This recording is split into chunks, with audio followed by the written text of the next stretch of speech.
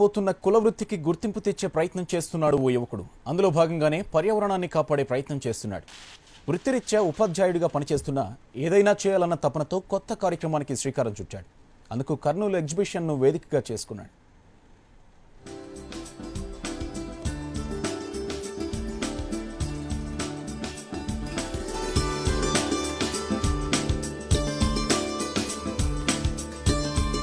మట్టి పాత్రల్ని చూపిస్తూ మహిళలతో బిజీగా మాట్లాడుతున్న ఇతని పేరు టంగుటూరు సుబ్రహ్మణ్యం. కర్నూలుకు చెందిన ఈయన వృత్తిరీత్యా వ్యాయామ ఉపాధ్యాయుడు.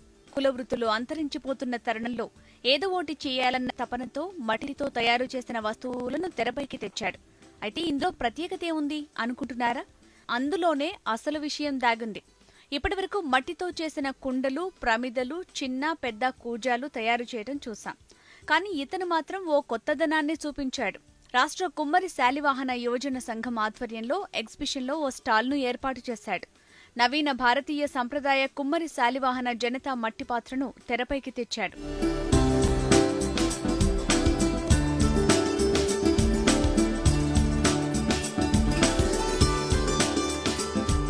ఇతను తయారు చేసిన మట్టి పాత్రలు ఫ్రిజ్ కంటే చల్లటి నీటిని అందించడమే కాకుండా కూరగాయలను కూడా తాజాగా వారం రోజులు నిల్వ ఉంచుతుంది.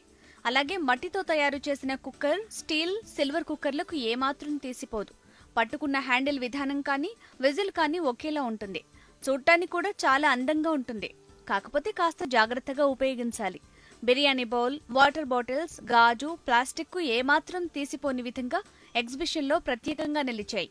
ఇవి కేవలం అంతరించిపోతున్న తమ వృత్తిని చాటి చెప్పడానికేనంటున్నాడు సుబ్రహ్మణ్యం. మన కుమ్మర్లు ఇంతవరకు చాలా కష్టపడి చాలా తయారు చేశారు. ఇప్పుడు మన ఇండియన్ కల్చర్కి సంబంధించి మోడర్న్ ఇండియన్ కల్చర్లో భాగంగా మేము ఇవి తయారు చేసి ఈ విధంగా మేము ప్రజలకు అందిస్తున్నాము. ఇవి సంఘానికి చాలా మేలు చేస్తాయి.